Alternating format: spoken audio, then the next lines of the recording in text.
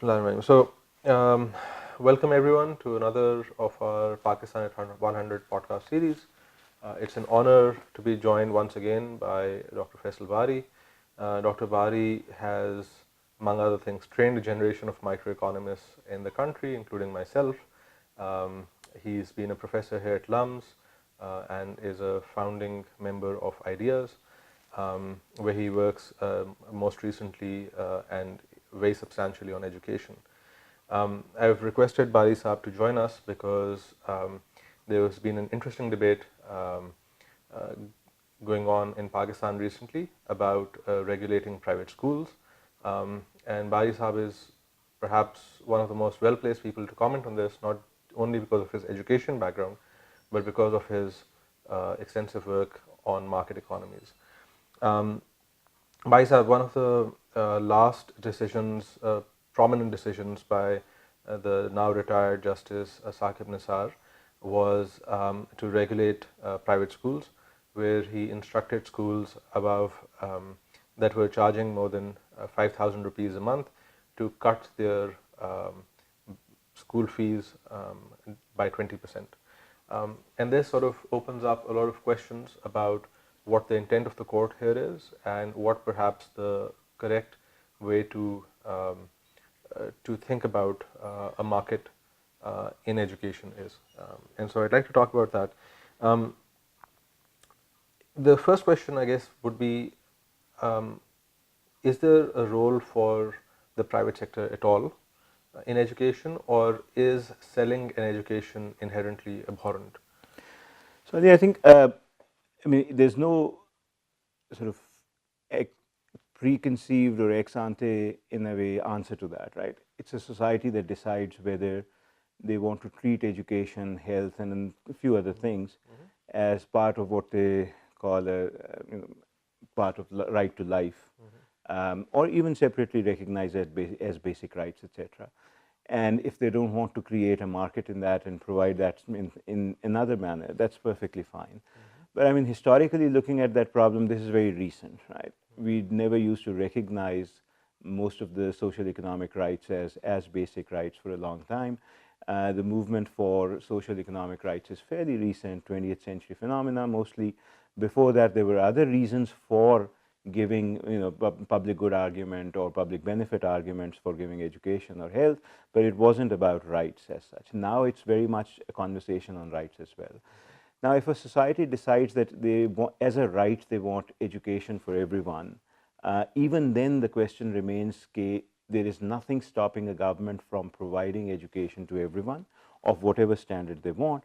But if somebody wants to have a higher standard or a different standard of education, why stop them from buying that in a market, right? All right. So to me, this larger question, I think we in Pakistan are really confused about it. In the 80s, we allowed a private sector to sort of come in, and it has flourished. 40% of our children go to private sector. It is now too big. To now come back and say no private sector is a very hard decision, and I think very difficult. Nobody wants to nationalize anything. I think that part is clear. But the corollary of that is not clear, which is, if you don't want to nationalize, do you want to still regulate their profits and their prices, or are there other better things to regulate on? Right? And that decision, I think, is still very much up in the air, despite what Justice Nisar decided, which was quite arbitrary in one sense. There's no reasoning or theory behind it. But if you want to really create some form of a theory behind it, you have to think about, well, what makes sense to regulate? Because price capping alone and just of tuition fee might not be the most appropriate way to go about even regulation. Right. So, one perhaps, if one tries to read the sort of leaves, what might have happened is that the justice was thinking about needing to have either regulation or state provision, perhaps, of necessities. Again, as you said, necessities are something that's defined by different people in different ways. But even there, if you think about what a person's necessities are, they include things like food and water, and we are perfectly fine with buying those things in the market. we might want them to be regulated. And then, to my mind, one of the critical problems in discourse in our country is a lack of understanding about implications of regulation. So, if, for example, you reduce the, you have controlled prices, for example, for food, what does that do both in terms of market incentives and in terms of potentially the burden on the state if they're subsidizing and so on? And that's a conversation one can have. Coming back to education, the next question would be: is there potentially any benefit or cost that private education creates for the public education sector? What are your thoughts on that? So we'll come back to maybe the issue of that you mentioned about the first issue that you had mentioned about regulation. We'll come back to that. The costs and benefits are there are quite a few, right, of private education. One is, of course, that there's a very famous argument that Hirschman also used. In fact, Hirschman created the exit, voice, and loyalty one, which says that once you allow private sector to flourish, the middle and upper classes will leave the public sector, public education.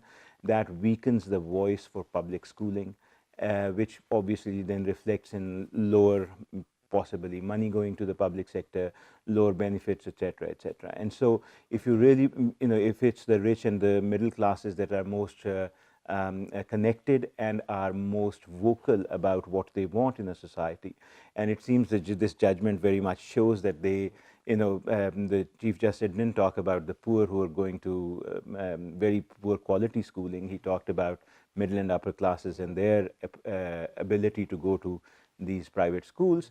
If they leave the public sector, then the public sector suffers, and that's a lot of our story, I think, from the 80s onwards is about that. I mean, imagine if any of the generals or bureaucrats or bigger politicians, if their children were going to the nearest public school, will these public schools be looking the way they do right now, or would they be very different, right? So that's the larger argument, which obviously always has an impact, I think, when you allow private schooling to come in. But there are other things as well that happen. In Pakistan, public schooling, the rise of the private schooling also because public schooling wasn't expanding fast enough, right? There were huge gaps. Even today, it is said that 20 million 5 to 16-year-olds are still out of school, even with a very large private sector, right? If there was no private sector, these numbers would be more than double, in fact. So they have contributed a lot to educating children in Pakistan. That's definitely there, and they're doing a very good job of it as well. Quality-wise as well, I mean, there's not only some literature that shows that learning is slightly better in low-fee private schools compared to the average public school, but obviously the ones that have higher fees have better learning outcomes, and that's very clear as well. Most of them serve also the O-level, A-level stream, and so on, and there the learning is slightly better, learning outcomes. If you test for them, they are better than public schooling. So there are costs and benefits to having private schooling available. The question is, I go back to the larger question. The society has to decide how do you combine the right to education with having multiplicity of players in the market, whether they are public or private, whether they are high quality or low quality, rural, urban, and then even multiplicity on examination systems and on curricula as well, and medium of instruction, right? How do you combine these two things together, multiplicity as well as the right to education? And that, I think, is the debate which is still very much in the air in Pakistan. So let me come back to this discussion about exit, voice, and loyalty. And I wonder if that isn't sort of overplayed in some sense, because if you think about it, what that argument is saying is that for the political elite to create change, they must directly experience or benefit from the public good that's being provided. And if you think about it, there's likely a very large set of things that the elite don't directly experience. Surely there must be other sort of political paths or political incentives that the elite can have to create that change. Oh, multiple sources. In fact, so that I'm a little divided on this as well, but let me bring both thoughts out and then we can think about it. I think it's very clear wherever the movement for mass education has happened historically, whether it be Japan 1890s or whatever, or US going before that, or even post-industrial revolution, most of Europe, it has come from the elites, but not because their own children were suffering, but because they realized that if they don't educate everyone, the externality that they were looking for in terms of Japan, being left behind, in terms of US saying, what is America? If people are coming from all these places, we won't be able to create one American citizen, etc., which was a large argument for mass education then, or in terms of getting industrial labor to be more trained and qualified in most of Europe. All of those arguments came from the elite, but not because their children were suffering. It is true, they thought of larger national interest and said, we have to do this to create a better country, a better polity, a better citizen, and so on and so forth. That, I think, is granted. So it's not the case that in Pakistan, that it's the ground sentiment that eventually changed the conversation on mass education. Having said that, it is also the case that wherever you see elites sort of stepping out, I do see patterns in that in Pakistan where that service tends to be either downgraded or not focused on as much. And this has happened with private security, with water, with garbage collection, with schooling, with health, with a number of things. And you also find that infrastructure-wise also a lot of this also happens, in the sense that historically, if you looked at it, if there was ever, and this is maybe a very telling example, though a bit harsh one, but if there is ever an explosion near an airport, the coverage that used to happen for that was much more than if it happened at a bus stop or a bus station. I mean, is that related to the fact that one is more elite or less elite and the other is for ordinary people? I would tend to think yes. Does that have an impact on what we do in terms of whether we are elite or not, and whether how the state responds? I mean, there are patterns in that. Even on who gets compensation if the explosion happens, etc. People have analyzed this, and they do find patterns in terms of who is more connected and less connected, right? So if the explosion is in a bazaar which is not as connected, if the compensations take longer to come through and they are lower. If it happens in some bazaar where the traders are more connected, the compensations are more immediate and are larger, and so on and so forth, right? So there is something to that argument about more connected people having, if they have a direct stake, they're able to push more. Whether that can fully explain what has happened to public education in Pakistan, no. Clearly, there are a lot more factors. Our political, over the last 30, 40, the same time that we're talking about as the rise of private education, there is also a lot of interference in our democracy. It hasn't worked as well. A lot of sort of public engagement with the public sphere has been very, very low. And in fact, in the 80s and 90s became very low before, I think now we have started to respond again. So I see that it is rising again, especially after the earthquake in 2005, the justice movement of 7, 8, and so on. I think there's a lot more engagement again of the elites, which is starting in the public sphere. So one hopes that, which is why I think a lot of these debates are also coming up. Otherwise, people were very used to looking for private solutions to these problems. So I just want to annotate that with the comment that we are not necessarily certain about the causality there between the elite evacuating a space and degradation of services, right? It might be that the elite leave somewhere that quality has gone down. But I want to move now to talking more about regulation in coming back to schools. And so when these schools have experienced the price ceiling that the Chief Justice put in place, there's been the feedback has been that there's been a degradation of quality. Was this to be expected? Very much so. I mean, anytime you do price capping, whether it is provision of rent apartments and rentals, price control, etc. We use that as a canonical example in almost every micro class, the first micro class that we do on controls, etc. You will expect people to respond to changed incentives, right? You're changing the incentive. You're saying you can't charge beyond this point for this service.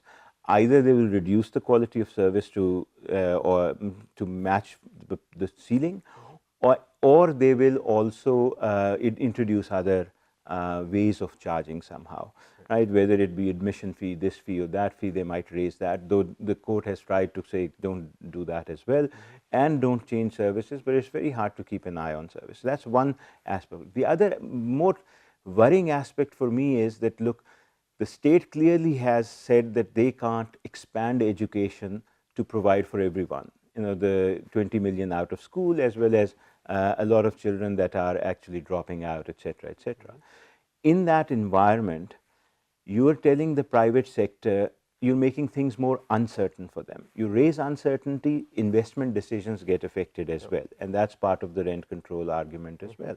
Right? Why would you want to invest in an area where you don't know what will happen tomorrow, or whether there will be much more regulation, or whether your profits will be taken away, etc.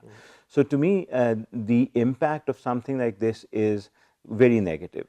Also because it's very ad hoc the way it was done, and there is nothing behind it in terms of how it's going to be implemented, etc. Are you going to send the FIA and the police and others to check, or are you going to actually, which should have been done, create proper regulatory bodies related to school education department, SED, either with them or separately, but within the same structure, to do standard regulation across all the schools, whether they are public or private. I'm much more fond of going in that direction, that look, regulations have to be similar for everyone. Yes, there will be differences because these are private, the others are public, but you create the underlying structure as the same, and then you regulate all of them, but not necessarily on prices. There are many other things that are much better variables to regulate on. So, but do we need regulation, and what type of regulation are you thinking of? Okay, so I think this is standard industrial organization in some ways, right? These are, in some ways, when you sort of admit your child to a school, you are giving a lot of power to the school over the child. Okay. And I think the society and the state have a very much right to know what is happening there, and to also shape that as well. So whether it be in terms of determining what curriculum is going to go into schools, etc., what sort of citizen are we going to create, what skills are children going to have at various levels, I think the state and society and parents have a right to not only know, but have a say in that as well to a certain extent. You can't leave that to just the provider to say, okay, I'm going to teach X, Y, Z, etc. So curriculum, textbooks, knowledge of that has to be available, and to a certain extent they are regulated in any and all societies in terms of what children learn and so on. So let me try to understand this. You're saying that once I put my kid in school, because of the fact that I've paid a fee upfront to put the kid in, because of the fact that he or she is then socialized into that school, because curricula differ between schools and so on, there are costs of switching the kid from one school to another. So I was going to come. So the entry-exit barriers is a separate discussion. I was saying also many reasons for regulation, right? But what also is true is exactly that when you admit a child in January, if the school decides to raise fees in February or March, it's a middle of a school year, let's say, and switching is very hard because no other school will take usually a child in the middle of the year. There are problems about what they have read, what they haven't. So a regulation for fee, even if you want to regulate fee, should be from year to year. That's one thing, right? The school shouldn't be allowed to raise fees in the middle of the year. They should do it at the beginning or end, announce it that next year we will be charging this much more, etc. So that gives an advance notice to parents if they want to switch it. But switching has other very substantial costs, and these have to do with the fact that admission fee, security fee, X fee, Y fee, there are a number of fees that you have to pay to any school that you go into. So because the entry cost is high, therefore you have to be careful about exit as well, right? Because anytime you want to switch your child, you will be paying that fee. Not only that, there's uniforms, there's books, there's a number of other things that you will also have to buy if you switch a child. So I think because switching is expensive, the decision of entry and exit is not that of a competitive free market.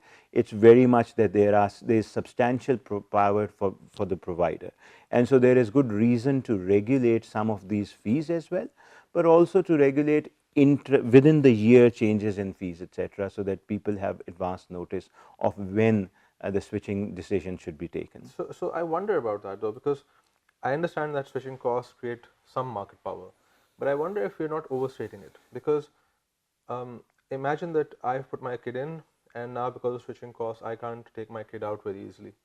And the school starts doing really sort of egregiously bad stuff like raising fees and putting in sort of hidden fees and stuff like that.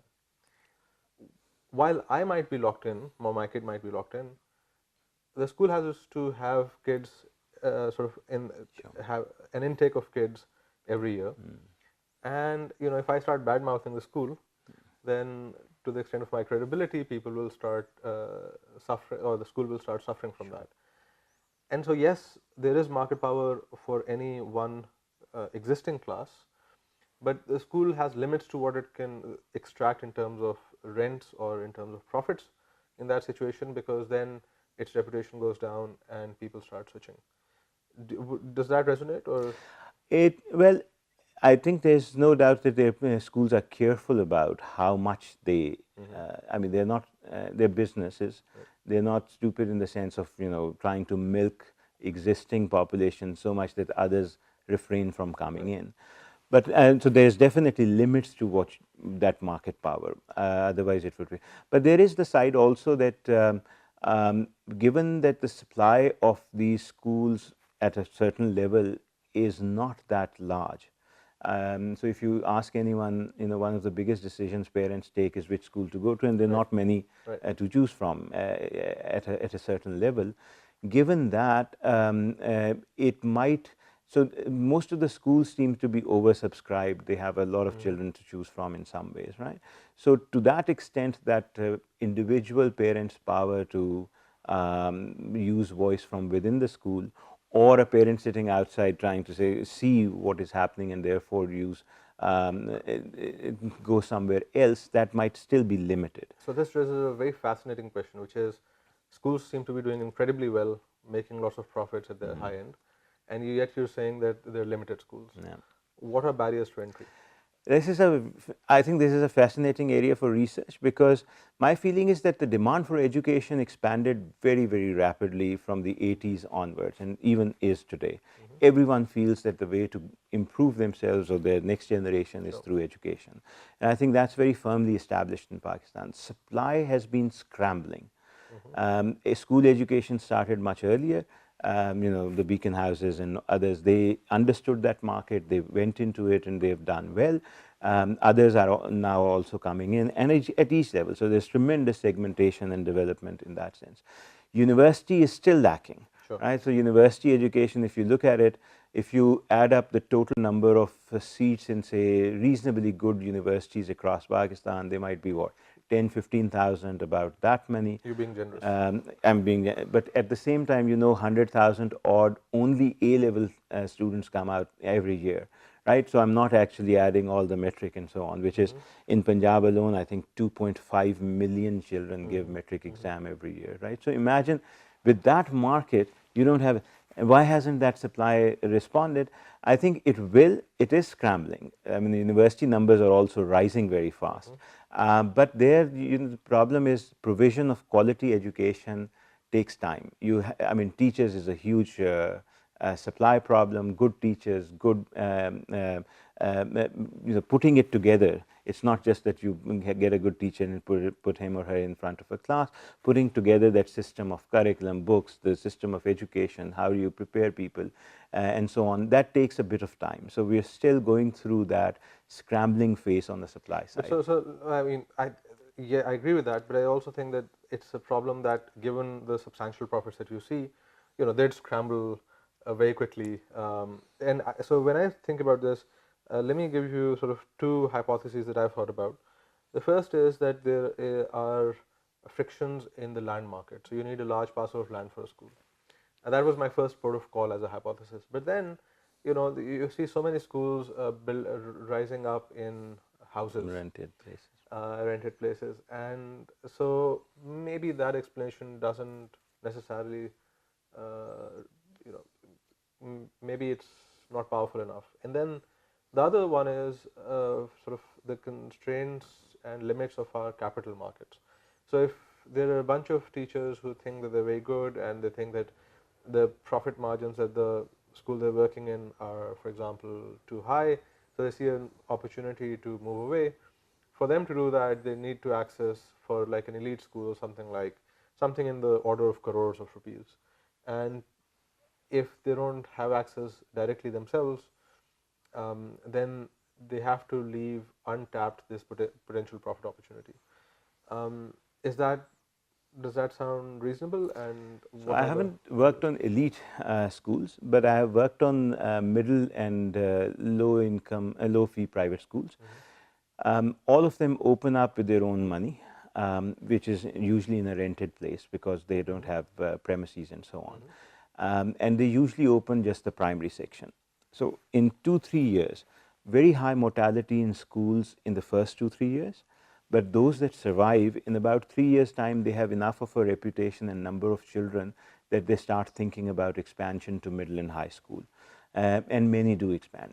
So the initial, because as you said, capital markets is not, and they're not available, they don't touch schools, whether new or even old ones for that matter. It's first opening up usually happens with their own money and whatever they could borrow from friends and relatives and so on. And usually and then the expansion 3 years later, if it does, happens through retained earnings, right, which is where most of the profits go. And so there's the speed of expansion of a school is directly related to how much surplus they were able to accumulate over those years from the children. So that's very much a true story. I think that's where the advantage is for those who have now established themselves as chains and so on. They're able to raise much more money commercially also, if they do want to. But in general, the biggest expense, you're very right, is about if you're going to make a school, then the land and the building, that's the main cost. Then that's a fixed cost. Most schools will not go into that till they are actually well into their years of performance, and then they start and have enough money accumulated to go for that. Banks don't touch them, that's very true. I think it's definitely a huge barrier, but not just for the elite. I think it's a huge barrier even in low and middle fee level. So that's one of the sort of debates in Pakistan some time ago, that should education be treated as an industry, for State Bank then to go to the banks and say, look, lend them like any other industry. By far, it has been the fastest growing sector, other than maybe telecom and a couple of others, in Pakistan for many years. So why should it not be treated that way? I know when I say industry, many friends from education area cringe, but I mean, it's a nomenclature that is used in law as well, that if it is an industry, then the banking can treat it in a certain way, as opposed to if it's not declared an industry. So in that sense, I think it makes sense to do that. Will that open up the elite market? I think that I'm not sure about, because the elite school market has a lot of quality issues as well, which are difficult to manage, and it takes time to develop that quality sort of assurance of that quality at that level. But so absolutely, and reputation will come in also. But again, I just don't see very many barriers to that market, other than the ones that we've highlighted. And so, as we're nearing the end of this, let's start thinking back to the original question, which is a state institution trying to figure out how to fix private schooling. Would you think that the way to tackle this would be to have better, a better understanding, A, of where market failure is happening, and B, figuring out where that would be? And so, can you just sort of summarize for us some of the places that you see market failure in this sector, and more generally, perhaps? So I think we need to think about what we want to achieve in this area. We do want, does the society want private sector to provide this service or not? I think by default we have said yes. We need to do that by design. If we do it by design, then we say, okay, what does that private sector require for its facilitation? And within that will come, what are the things that a state or society has an interest in regulating? I mean, we want to definitely, on the input side, we want to look at, curriculum, fees, sorry, not fees, curriculum, books, what is being taught, how, at what level, so on. A lot of those things, the type of examinations that people appear for, because then the university decisions depend on that, and so on. We want to do a lot of thinking about that also. There might be some building regulations and others which obviously come in, but not through the education system, but through LDA or whatever, whoever is the relevant authority, it has to be there as well. I think on this financial side, my own feeling is that we need to think deeper about how do you want to look at not just the fee, that's one thing, and maybe we can give freedom under certain bands to people to set their fee levels, etc., dependent on the quality of services they provide, or we can leave that to the market. I actually am open to either of those. But the other fees also need to be thought about, right? I mean, so I gave you that example of a school saying that the admission fee is 75,000 rupees one time, etc. Why does the school have a 75,000 rupee admission fee for a child? Is it for processing? Is it related to something else? Is there a fixed component that I'm paying for something or whatever? At least I think customers should know what they are being charged for, and so on. So it shouldn't be as opaque, and maybe a certain amount of transparency is required in those areas as well. But having said all of that, I think if you really want this market to take off, you have to be much more hands off. Otherwise, you will kill this market. And so regulation has to be very, very careful, much more in facilitation mode than in trying to figure out how much profits they are making and so on. That's actually, there's so much more to talk about, but we're running out of time, and that's a great note on which to end. Thank you so much for joining us. It's been a pleasure. Pleasure's all mine.